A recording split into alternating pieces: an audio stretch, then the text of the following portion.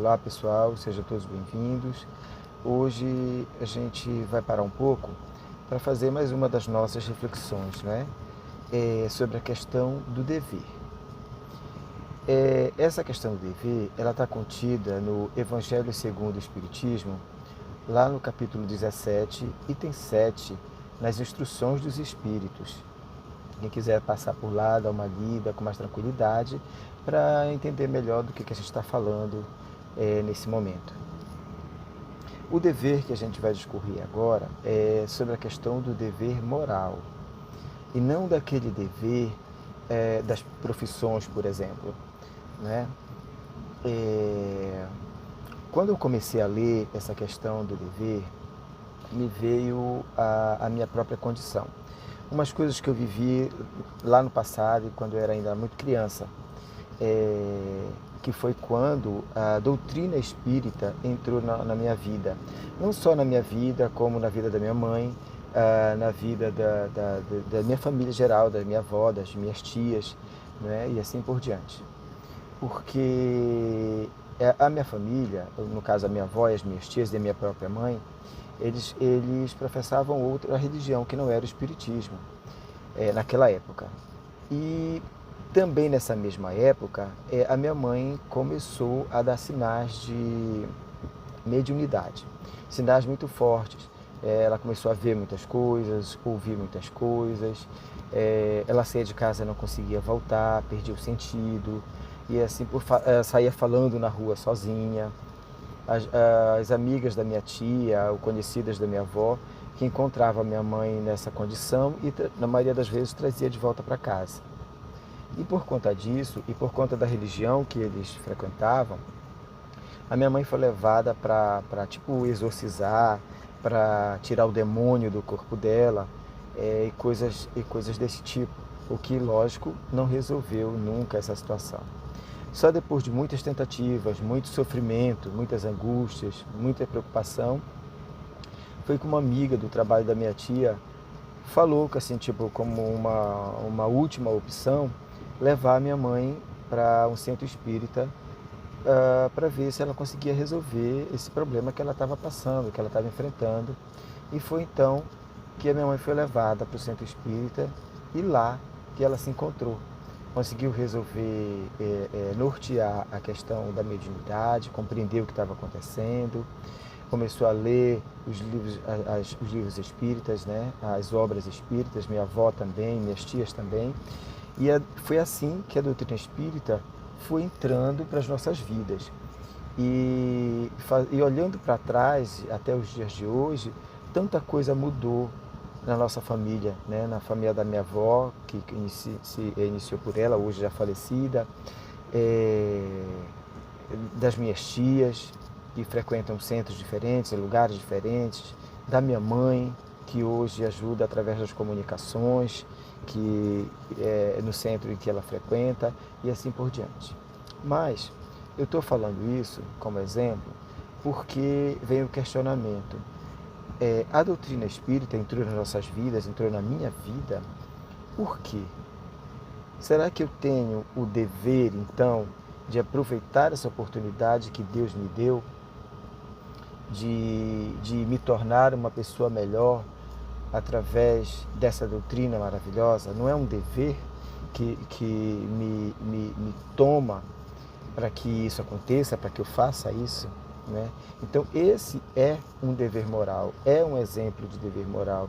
Por isso que eu estou me colocando como exemplo nesse momento, né? É o dever para com Deus, é o dever para com o próximo, para com o outro, é o dever para consigo mesmo, é o dever de aprender, é o dever de se melhorar, é o dever de auxiliar quando há necessidade, a possibilidade, né? E por aí vai. O dever, a gente percebe que o dever, ele tem várias nuances, ele tem várias faces, na verdade, né? Ele se molda a cada momento das nossas vidas, aquilo que a gente está vivenciando naquele momento, naquela ocasião. Esse é o dever se fazendo presente em nós. Me veio também na mente, por exemplo, quando a gente está dirigindo. Eu agora, por exemplo, estou dentro do carro, né? Quando a gente está dirigindo, e que o sinal fica vermelho, qual é o meu dever naquele momento? É parar. Parar para que os outros veículos que vêm no sentido contrário ou nas outras vias possam trafegar com segurança, né? O meu dever é permitir que os outros tenham os mesmos direitos que eu tenho. Eu quero trafegar, os outros também têm os mesmos direitos de trafegar. Então, o meu dever para com os outros naquele momento que eu estou vivenciando e que o sinal fica vermelho é parar, né? E esperar a minha vez quando o sinal ficar verde de novo e entender que o outro também vai usar do seu próprio dever e parar para que eu trafegue. Não é assim que funciona?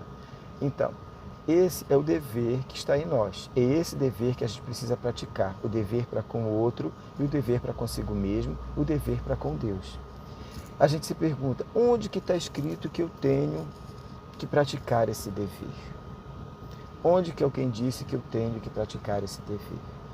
Ora, se a gente pensar, por exemplo, na figura de Jesus, né, que é a criatura em mais alto grau em evolução que já pisou nessa terra e que nós temos como exemplo, ele vivenciou o dever de todas as maneiras e de todas as formas, nos dando exemplo e nos mostrando como nós devemos nos comportar diante dessa questão do dever.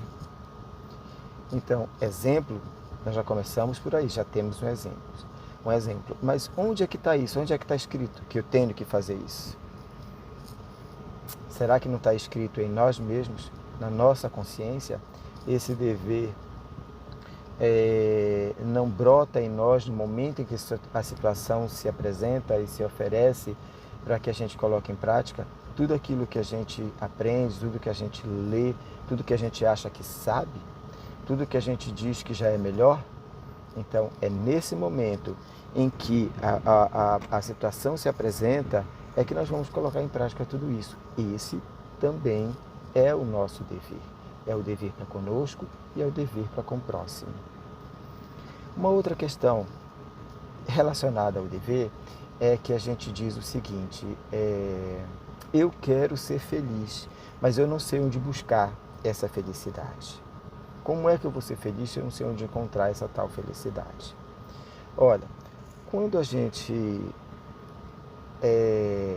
proporciona ao outro algum tipo de felicidade, algum tipo de tranquilidade, isso traz para nós uma felicidade, um bem-estar tão grande que nenhuma outra coisa pode nos dar essa mesma felicidade. E para que a gente proporcionasse essa felicidade a alguém, esse bem-estar a alguém, essa alegria a alguém, a gente está praticando o dever. O dever para com o outro é a nossa consciência nos dizendo aquilo que a gente deve fazer. E essa consciência, quando nos diz aquilo que nós devemos fazer, isso já está impresso em nós.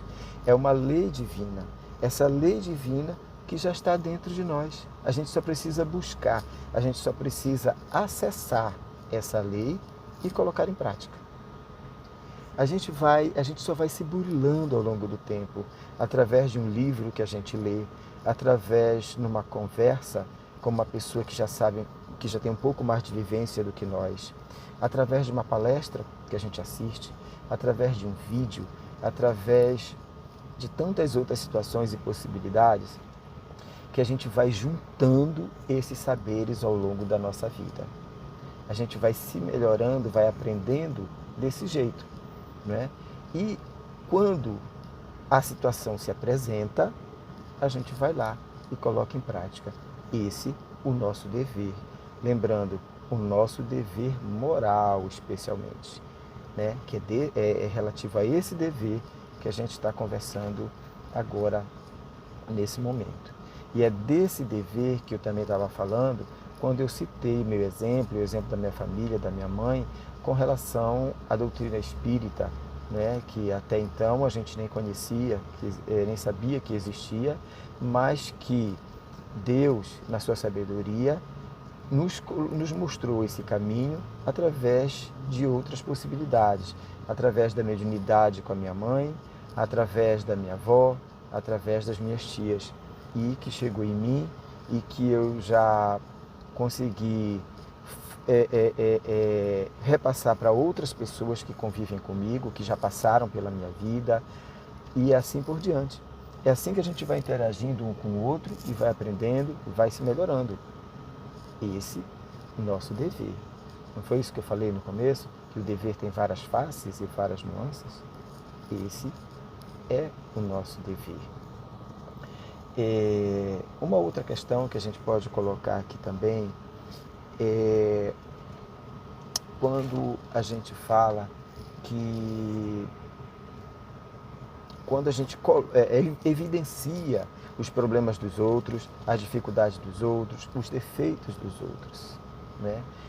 A gente vai entendendo ao longo do tempo que não é assim que nós devemos agir, né? Quando a gente encontra alguém no nosso caminho, alguém difícil, né? Porque a gente encontra muitas pessoas nessa condição, né? Alguém que fala coisas pra gente que a gente não quer ouvir, ou que não são verdades, ou pessoas de gênio ruim, ou pessoas que parece que só vê o lado negro, o lado ruim, o lado difícil da vida. A gente encontra muitas pessoas assim nos nossos caminhos. E quando a gente encontra esse tipo de pessoa, a gente precisa compreender que essa pessoa, esse companheiro, né, de jornada, é alguém com grandes necessidades. Necessidades essas que eles mesmos não conseguem resolver. Mas a gente está enxergando de fora porque a gente já entendeu um pouquinho mais. E qual é o nosso dever então? O nosso dever é ir até esse indivíduo e criar uma forma que a gente possa auxiliar de alguma maneira, que a gente possa diminuir aquela dor, que a gente possa mostrar que a vida tem muitas belezas, que a gente possa mostrar que todo o nosso entorno, incluindo nós mesmos e as outras pessoas, tem coisas boas a oferecer. Olha aí, é o nosso dever. É o nosso dever se melhorar e auxiliar quem passa pela nossa vida a se melhorar também, né? E assim a gente vai entendendo essa questão do dever. É importante lembrar que o que Deus quer de nós sempre é que a gente se torne criaturas melhores. A gente tem as nossas dificuldades, os nossos sofrimentos, todos nós vamos passar, ou já passamos, ou ainda vamos passar por grandes dificuldades. Nós vivemos num mundo de provas e expiações, não porque Deus é ruim conosco. A gente vive num mundo de provas e expiações hoje, na nossa condição, porque Deus é bom para conosco, é porque Deus nos ama. É através desse planeta de provas e expiações que nos acolhe nesse momento, é que a gente vai aprender a ser criaturas melhores, a ser pessoas melhores, na convivência com as pessoas, através da leitura dos livros, através da doutrina que nos auxilia, através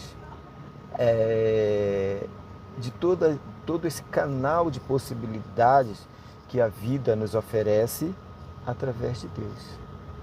Ele está dizendo para nós, é aí que você vai interagir e vai se tornar alguém melhor, que vai se tornar uma pessoa melhor, não é? Então, isso é que nos chama a atenção, né? O que é que Deus quer de nós? A gente começa a se perguntar, o que é que Deus quer de nós? O que é que Deus quer que eu aprenda? O que é que Deus quer que eu faça? Acho que todos nós um dia já parou e se perguntou isso, né? Seja naquele momento de aflição, seja no momento de dúvida, seja no momento de apreensão, a gente se pergunta, nossa, o que é que Deus quer de mim? O que é que Ele quer que eu faça? E aí, aquela coisa interior, né? Aquilo que está registrado em nós, que está impresso em nós, né? Que são as leis divinas, né? Que está aqui dentro, gritando dentro de nós, ela nos norteia.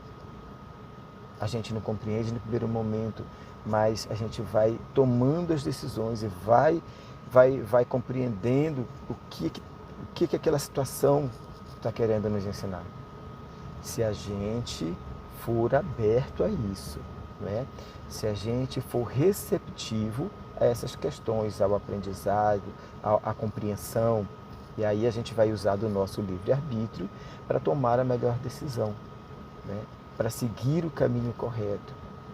E isso está impresso em nós. Isso é a representação das leis divinas que estão em nós. A gente só precisa acessar, está dentro de nós. Essa impressão em nós, isso que está dentro de nós e que a gente precisa buscar em nós, é a tal da felicidade que a gente quer ter, quer sentir e não sabe onde está, porque a gente está procurando no lugar errado, né? E quando a gente faz isso, quando a gente consegue acessar tudo isso, a gente se sente melhor, mais leve e, por via de consequência, feliz, mais feliz. É um dever nosso, um dever moral, né? Buscar esse nós, compreender. O autoconhecimento nos favorece isso. O autoconhecimento também é um dever, porque quando a gente tem essa questão do conhecimento próprio interior, a gente sabe quais são as nossas dificuldades, aonde que a gente deve entregar as nossas energias, aonde que a gente deve dizer sim e dizer não, aonde que a gente deve usar o nosso livre-arbítrio no sentido de se segue ou se para, né? Esse autoconhecimento, este também é uma das nuances, uma das caras do dever que a gente possui.